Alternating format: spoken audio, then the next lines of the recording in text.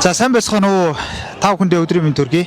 Ингээд тод мэдээ цэгийн сурвалжлах баг төрийн ордны зүүн хаалган дээр ажиллаж байна. Ингээд жагсаал цуглаантай холбоотой иргэдээс бүгдээрээ тодорхойлго авцгаая. За сайн байна уу? Сайн байна уу? За одоо ингээд жагсаал цуглаа өргөлж шүү дээ тий. Тэгэхээр нөгөө хүмүүс сайн зориг гишүүн бол хуулаа эргүүлээд татчихлаа гэж ярьсан. Тэгэхээр одоо та бүхний дараагийн зорилго юу вэ? Одоо би багнууд руугаас ирсэн өнөөдөр. Би нэг л зорилготой ирсэн. Эх орныхын төлөө одоо жагсаж байгаа. Намайг хинч одоо хүчлээгүй би өөрөө л ирсэн. Гадаадаас 280 мянган ажил хүч оруулж ирнэ гэдээ ярьлаа шүү дээ. Яг үндэ 280 мянга орж ирэхгүй л дээ. Цагаатлаа тэрнээс их орж иж магадгүй. Монгол залуучууд ажил хийхгүй байна гэж байна. Шадаргүй байна гэж байна. Боловсон хүчин байхгүй байна гэж байна. Тэд чинь гадшаагаар явцсан шүү дээ. Солонгос руугаар явчихсан. Унгар руу, Европ руу, энэ Евро, Дани руугаар явчихсан шүү дээ, тий. Швед руугаар явчихсан. Хамгийн нөгөө эрүүл сэргэлэн цовоо тийм үү? Чадвартай гараа явчихсан. Тэгэхээр Монгол боловсон хүчин байхгүй байх нь аргагүй шүү дээ. Яагаад залуус гараа явчих байгаа? Шалтгаан маш амархан. Монголд үйлдвэр байхгүй. Баялаг бүтээхгүй. Тийм үү? Ажлын ордоо байхгүй учраас гараа явчих байгаа. Дээрээс нь олон татвар. Энэ нэг захиралгаагүй баахан стандартууд, гаднаас суулчихсан стандартууд. Тэгээ баахан дарамт, хэл хахуул. Энэ бүгд чинь залуучуудыг хүчийн зарг нь мохож байгаа байхгүй юу? Тэгээд дампуураад гараа авчиж байгаа. За миний бодлоор одоо ингээд баахан одоо гадаадаас баахан ажилчин авчирна гэдэг байгаа шүү дээ тий. Тэрийг бол эсгүүцэж байна. Яагаад гэвэл монголчууд ингээд өнөөдөр авж байгаа хэдэн цалин манд амьдралд нь хөрөлцөхгүй байхад гадаадаас авчираад яах юм? Өнөөдөр гадаад иргэдээ тэр хүмүүсээ цалинжуулаад тийм өндөр цалинтай авчирч авчих гэдэг юм. Монгол иргэдээ өнөөдөр гадагш нь гаргачаад ингээд хөөчөөд ингээд өнөөдөр ингээд байлгачаад ингээд гадаад иргэдэг авчирна гэж хэлж байгаа юу гэсэн юм бэ?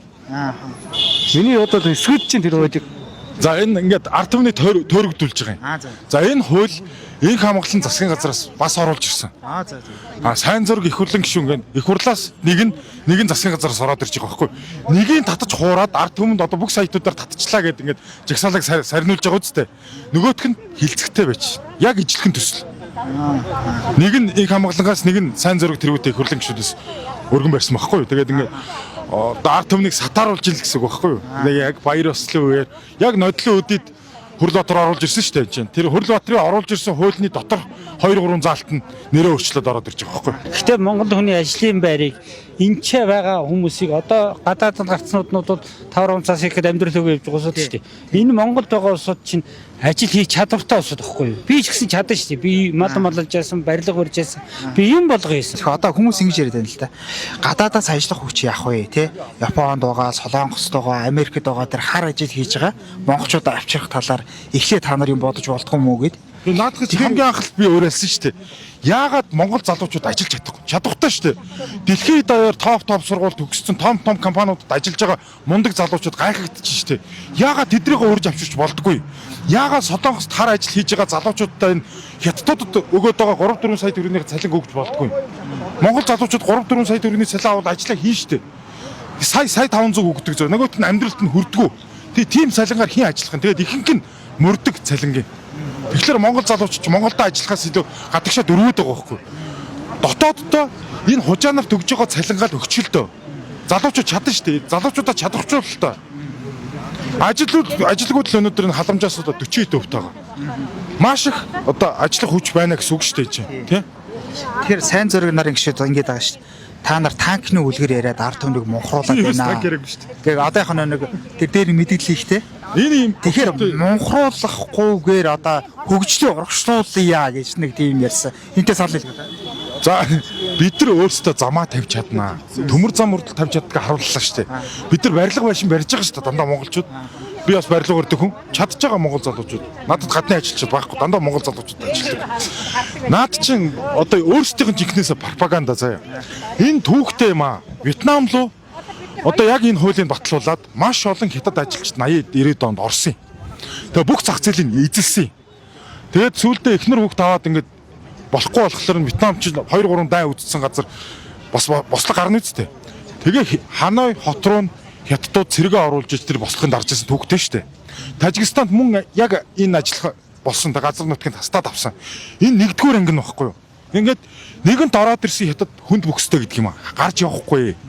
Бүх зах зээлийг эзлэн жижиг дунд үйлдвэр, жижиг дунд бизнесүүд бүгдийг баацна. Одоо хүртэл бацсан байгаа шүү дээ. Махны зах зээл, газар тариал, уул уурхаа гэд. Тэгээ солонгостой тэр гадаад байгаа монголчуудаа хараараар ажиллаж байгаа монголчуудаа авчирч чадахгүй юу гадаадын иргэдэг авчрах вэ? Тийм үстэй. Монголчууд өнөөдөр гадаадын иргэдэд боол хийж штэ. Боолын боол болж штэ. Энэ бол байж боломжгүй юм баггүй юу? Монголд бол сайхан амьдрах боломж зөндөө байна. Тэгэхээр юм хулгайч нь өнөөдөр баахан гадаадын иргэдэг авчирч Монголд ажилуулна гэж байгаа. Үгсэн баасаараа тэр юм Монгол гадаад иргэдэг авчирч Монголд авчирч яах юм? Тийм үстэй. Хийжээс хүнийг чадахгүй чиг чадах хүнийг оруулж ирнэ л гэдэг л дээ эднэр. Тийм. Тэгэхээр чил одоо чадамжгүй болцоо. Тэгээд одоо ингээл энийг цагдаа нар ингээл байж штэ. Яагаад арх ууцсан бэ гэдэг юм. Энэ Монголын ард түмэн архичин болж харагдсан үг би асуулаа л да. Бүгдээр архичи юм шиг харагдаад байна үг. Би бол арх уудгүй юм байхгүй. Тэгэл эднэрийн явуулж байгаа бодлого эднийг харахаар энийг бол зүгээр энэ цаарл байшинг бол зүгээр энийг л хамгийн төрөлөө чөлөөлөх хэрэгтэй байна. Энэ доторхыг л зайлуулж ячил тэгэл дараа нь Монголын ард түмэн ямар амьдрах вэ гэдгийг болохоос энэ довсыг дотроос нь өтөөхлөөр идэх юм байхгүй гэдэг манай өвгд эцүү ярьдаг гэсэн. Тэгэхээр энэ бол бидний ард түмэнд дунд нь зүгээр яс хаяал тэглээ. Одоо инкам болон тэргүүтээ нэг гişүүд нэг хуулийн төсөл яг адилхан хуулийн төсөл барьж штэ. Хоёр тамаар тийм ээ. Тэгээ яагаад зэрэгцсэн нэг нь засгийн газар нэг нь их хурлаас барьсан гэл. Тэгээ нэгийн татлаа гэл тэгж байна. Одоо нөгөөдхийн зүтгүүл нийтээр. Яагаад Монголд ажиллах хүчин боловсон хүчин байхгүй байна? Яагаад үйлдвэр хөгжихгүй байна гэд би өөрөө засгийн инженер хүн. Монголд эрчим хүчний их үүсвэр байхгүй. Эрчим хүчний их үүсвэр байхгүй учраас үйлдвэр хөгжихгүй байна.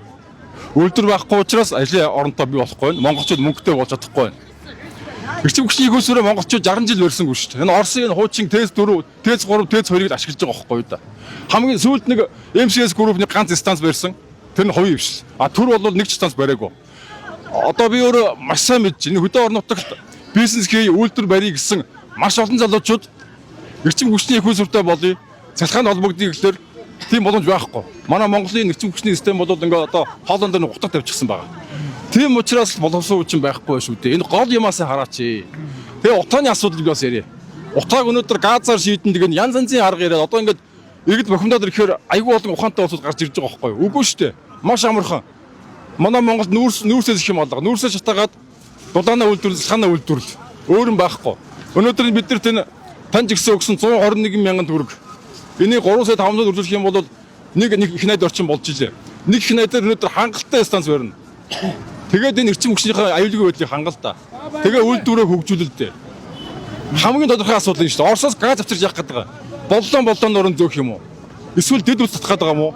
Дэд ус татвал дахиад нэг станц барих мөнгөөр татна шүү. Өнөөдөр Монголын одоо залхааны шугамшуулж хангалттай олон эрчим хүчтэй алга. Эрчим хүчийн сайхан түгээгээд гэрээ сайхан залхаанаар хадаж болно шүү дээ. Төрдөө итгэхэд өнөөдөр маш олон иргэд шалны хаалгаар тавьсан байна. Залхаанаар одоо гэрээ халааж байна. Гэтэл яаж байна? Сар 4-500 мянган төгрөг гарч байна. Энэ мө тэтгэврийн өгшөд чи сая төгрөгийн тэтгэвэр аваад талыг нь залхаандаа өгчөөр яаж амьдрах юм? Хоёул нүүрсээ төлнө. Ер нь юугаа төлөх нь ер нь ямар хамаа байна тийм биз дээ. За баярлалаа. Ингээд төрийн ордны зүй хаалган дээрээс өнөөдрийн болж буй жагсаалтай холбоотой тод мэдээ сэтгүүлч билгүүтэй тодорхойлол авлаа. Баярлалаа та бүхэнд.